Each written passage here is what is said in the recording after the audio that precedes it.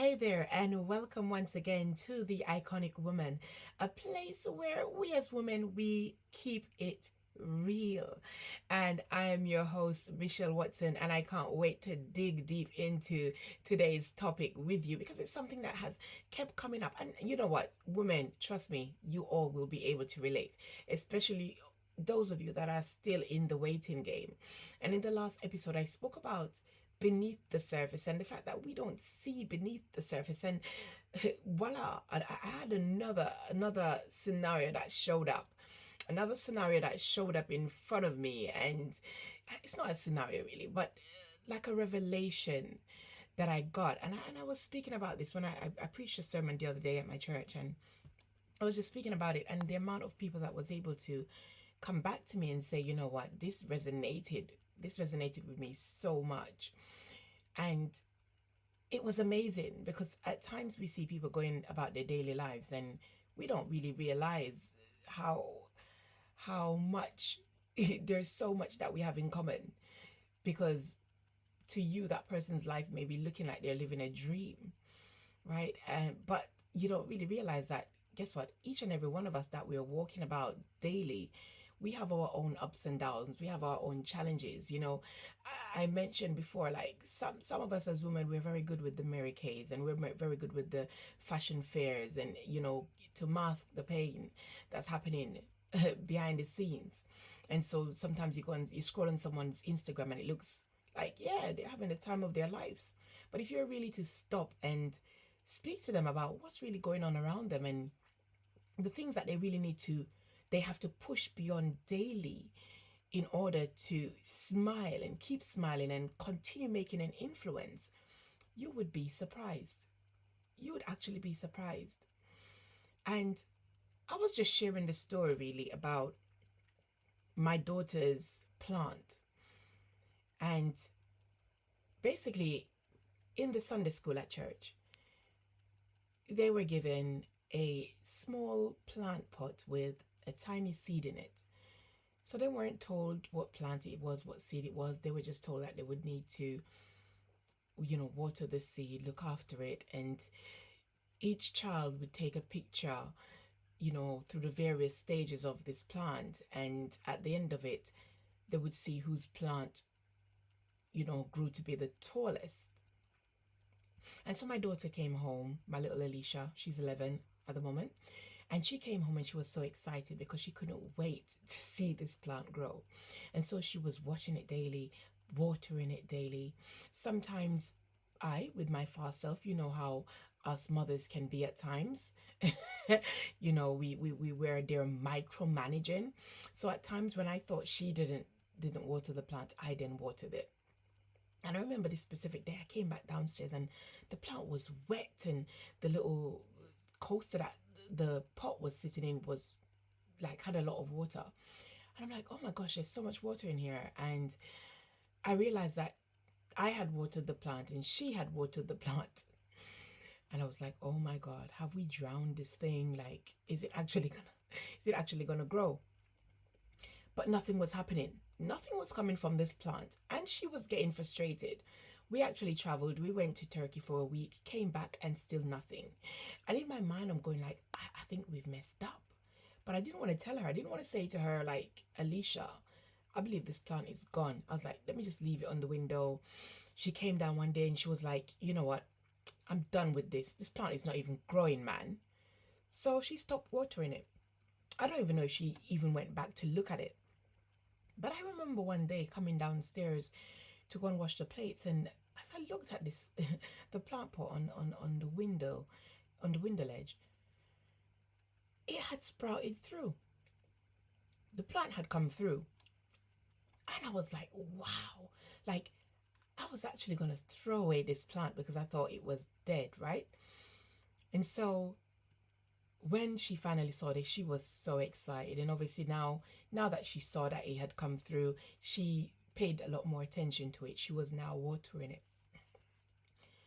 But then when this plant got to a certain height, I just remember standing there looking at this plant while I was washing the plates. And this revelation just dropped on me. When you get them ones, sometimes I get mines in the toilet. My favorite place still. I do get a lot of downloads in the bathroom. I don't know where your secret place is, but I get a lot of downloads in the bathroom. I also get a lot of downloads when I'm washing the plates. Right? These two places, for some reason, yeah, they are my download spot. Right. So take your man away from the bathroom. Take it away. Right. So I'm standing there washing the plates and I'm looking at this plant. And the revelation that I got was, Michelle, you were gonna throw this plant away, like, because you couldn't see, both you and Alicia couldn't see what was happening beneath the surface of this plant. When you looked in this plant pot, all you were seeing was just the dirt, because you didn't see beyond it. You didn't see what was happening with the roots and everything that was being orchestrated at the bottom of this in order for the plant to spring through. And because of that, you were going to throw it away. And the question that came to me, and I want to ask you that question as well, is how many things have you actually given up on or thrown away or in your life called dead or seen as dead because it's not yet come to fruition, or it's not come about in a way that you anticipated it? And so maybe you have given up. You had a goal set, but because you've been trying and it's kept failing, you've given up. When really and truly, maybe there were some lessons that God wanted you to see in this process of waiting. There were some things that you needed to pay attention to. There were some muscles that needed strengthening during the waiting process. But you've given it up. Possibly there's some talents, there's some gifts in you, but because you've not been able to make headway with it, you've dropped it. You've called it a dead place. You've called it a wilderness. But I just want to remind you, that even in the wilderness, God has the ability to show up and allow a spring of water to flow through that dry place, that place that you now see as dry. I look at that plant and that plant is so tall. It's so tall now. It is so tall. It's leaning, it's dropping to the side. I'm going to have to get a stick and actually kind of twist the plant around it so that it can remain standing. But it's so tall now. But the fact is, my daughter gave up watering it. My daughter gave up checking on that plant. She gave up on it because it didn't come through in the time that she anticipated it. It didn't come through in the time that she anticipated it. I believe that she watered it and expected that a few days after the plant would come through. And that's exactly what many of us do. We start something and we expect that the moment that we start it, it needs to be blessed and we need to see results immediately. The moment that we start looking for a husband, he's meant to show up. He should be showing up in the first year. The moment that I feel ready, for this husband, the moment that I feel ready to give birth, the moment that I start the business, the moment that I start working on the project, the moment that I recognize my gift, it all should just sprout up and be bountiful immediately. But that's not the case. That is not the case, right? Because to be honest, there's some things that requires a waiting. There's some things that require us to go through that process of waiting. There's some things and some lessons that we need to learn in the process. There's some characters in us that maybe need stripping away. There's a bit of purging that may need to take place so that when we do get into the position that God has called us and destined us to be, we can then show up with that authenticity that is required of us. We can then show up with that humility that is required of us, right? And that plant, it spoke to me, guys. it spoke to me because it made me really sit down and think about some things that I started and stopped because it wasn't showing up in the way that I wanted it to show up. Let me be real with you guys right now. Like, if you go back and you check, you'll see that there was a gap in between when I did my last podcast and now. And because I had this image in my mind of how my podcast is going to be when I started, and how I'm going to launch it with a massive buzz and all of these great things that I know, and the whole knowledge of what I know around how to really launch books and get visibility and all of these things. But the funny thing is that when I launched, or when I did my first episode, and when I put it out there, I didn't even do a launch. I felt led to just drop this first episode on my birthday, right? So it went against the grain of everything that I planned and everything that I had in my mind's eye of how I wanted to get this podcast out there, and how I wanted the first episode to be, and how I wanted to do the launch. But I went along with what I was feeling in my spirit. Right? And then along the lines, obviously putting it out there, the first one, it's a buzz, and then sent out the other few, and it didn't have that visibility how I wanted it, because I honestly, I didn't have the time and the capacity to work on it the way that I really wanted to work on it, because of my business and because of all the things that I had going on. And that's why I really wanted the podcast to wait until, everything is set and it's all flashy and how I wanted it to be. But Holy Spirit said to me, no, you're going to give birth to this. You're going to give birth to this now. And so I went ahead.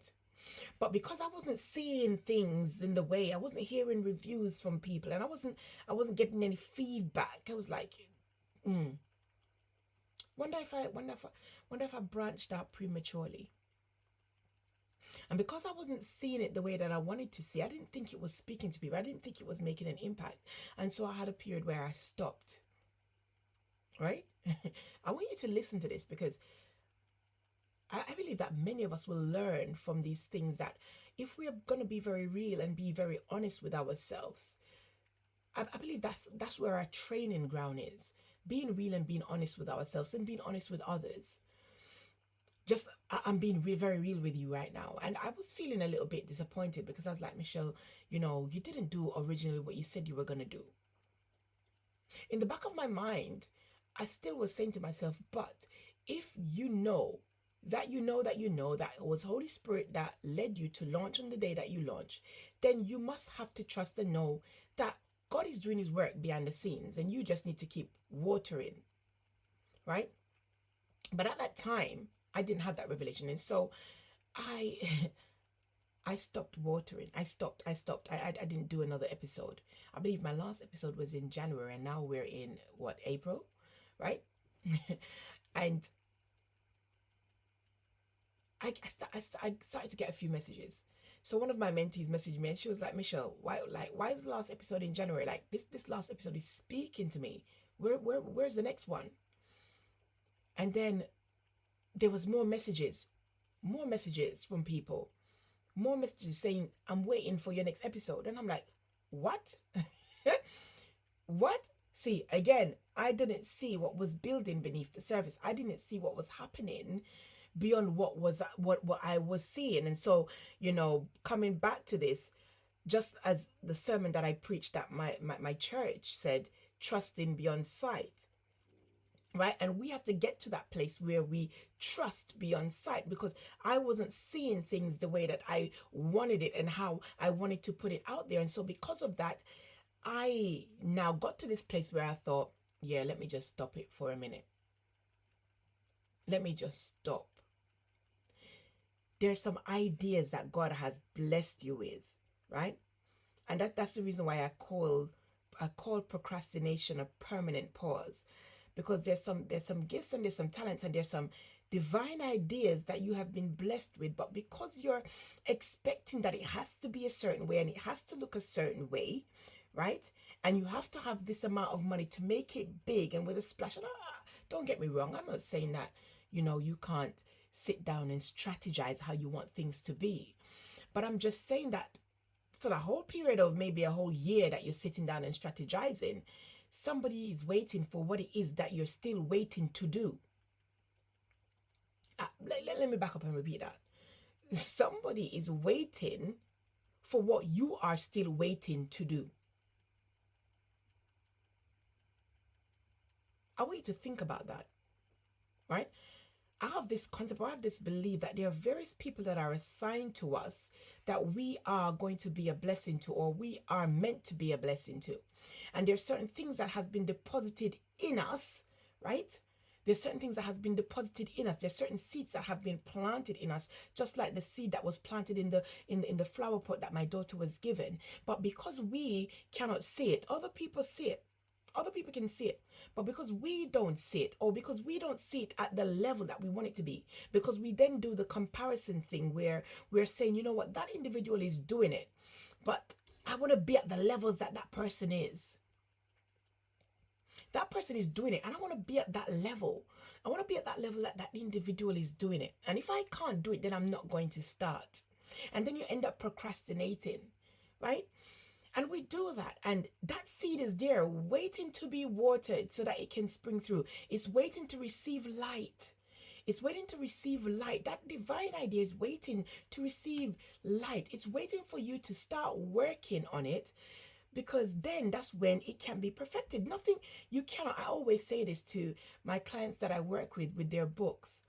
You cannot edit a blank page. So if you're waiting until that perfect manuscript is in your head before you start writing, you miss it.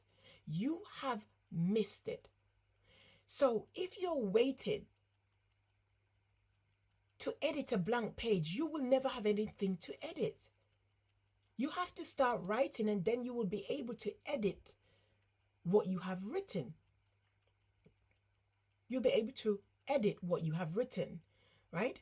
And so it's about process. It is about process. It is about process. It's about process. And within process, we have to recognize and acknowledge this very powerful thing called time.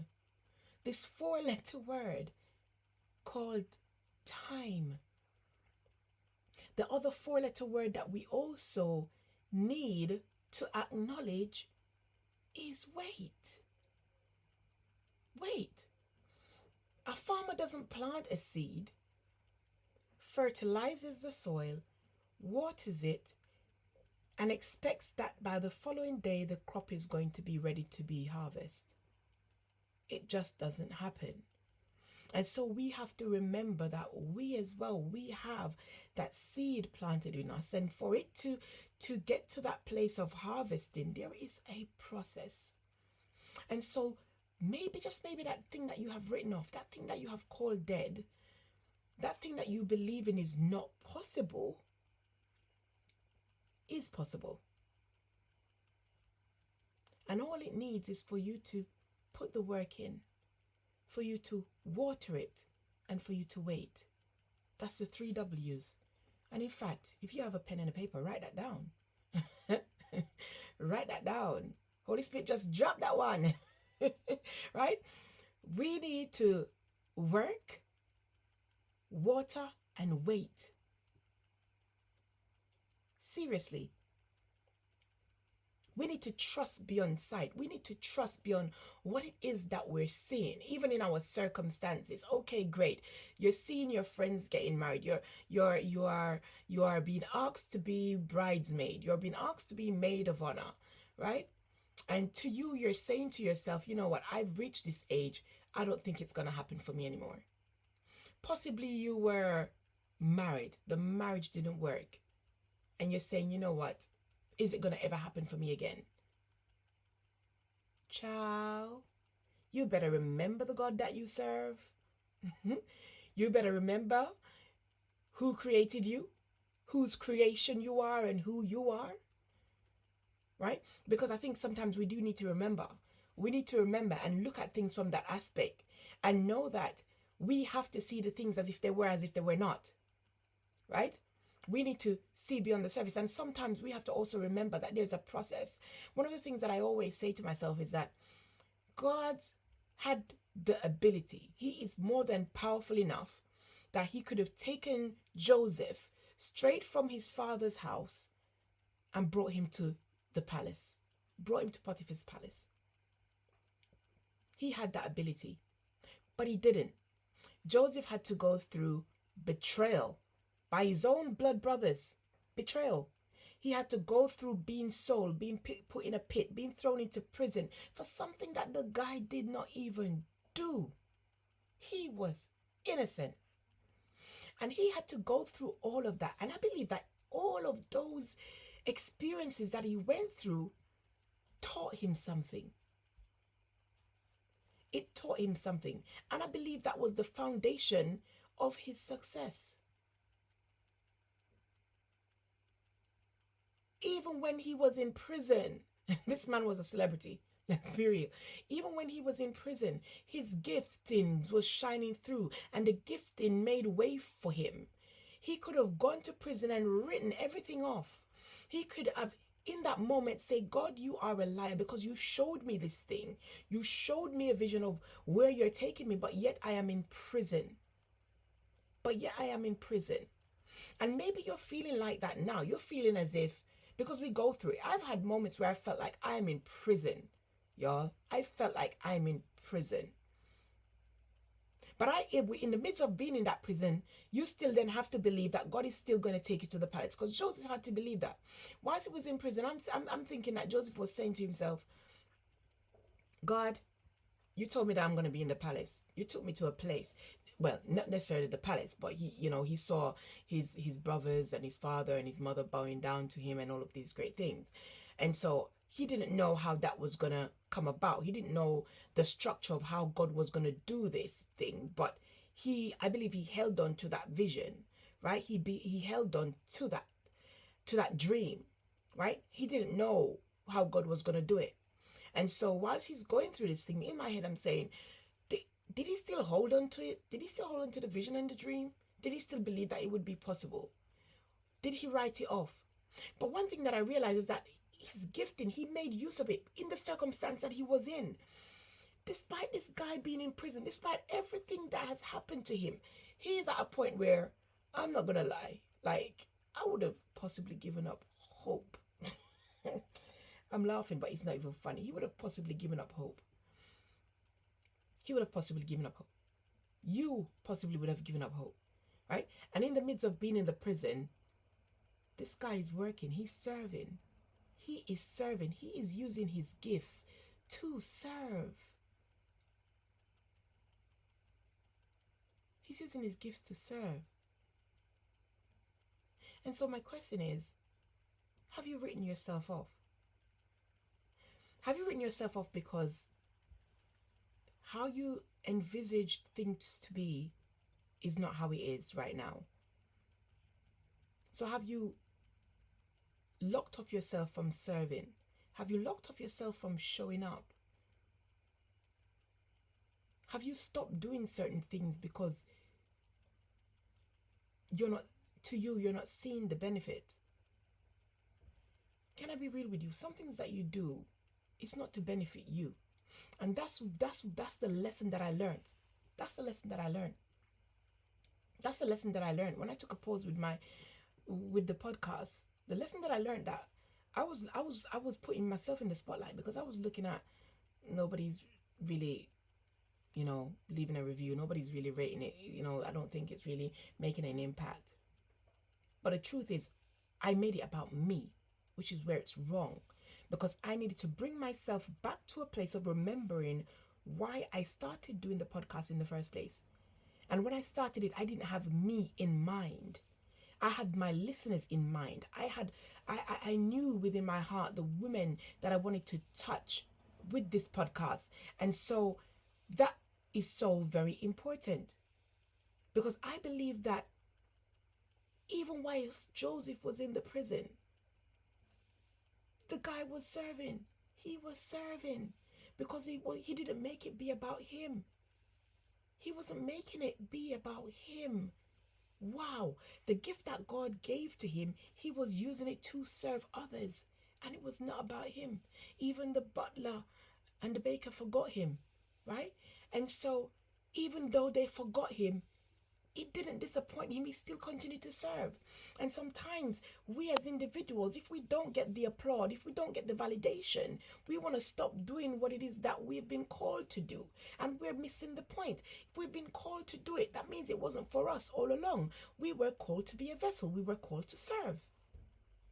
Why do I feel like I'm preaching? Michelle, calm down, man. But yeah, it's just, I'm sharing this, but guys, as I'm speaking to you, I'm speaking to myself right now. Like, seriously, I'm getting a slap. I'm getting a slap your mama slap right now. Seriously, because here's the thing. Right, so I don't know about your age group, right? But I remember, I don't know if they still do it. I think they still do it. They used to have these connect the dot books. They were coloring books, and these coloring books, what it is, when you looked at the page, it was just all numbers, and you obviously needed to take a pen or a pencil and connect the numbers to create the pictures before you're able to create it in, right? And guys, you know that I love analogies, right? And this is what came to me. This is how we do things in life. Like, let's say we open that coloring book and we look at the page and the image is not making any sense to us, so we close it back, right? We close it. The image is not making any sense to us, and so we close it. When what we really should be doing is taking a pen, connecting the dots. So connecting the dots in order for us to see the outline of the picture, right? And then we can start coloring in within the outline of the image, right? And so the thing is, I believe that for many of us, we need to just get up and start moving. Start moving, just like you would be moving the pen on that paper. Start moving. And as we move, God will do the rest. He will do his work. He will allow us to connect dots in such a way that we are now able to see the picture. As we're moving, we're not seeing it yet. We need to finish connecting the dots, and then we'll be able to look at the picture whilst God fills in. Whilst God colors in the image. So we connect the dot and he does the rest. He beautifies it. But in order for it to be beautified, we need to start moving. We need to start connecting the dots. We need to start doing something so that he can then bless what it is that we're doing, right? Here is the thing. You cannot direct a stationary car, a car that is not moving. How are you going to direct it? It's stationary.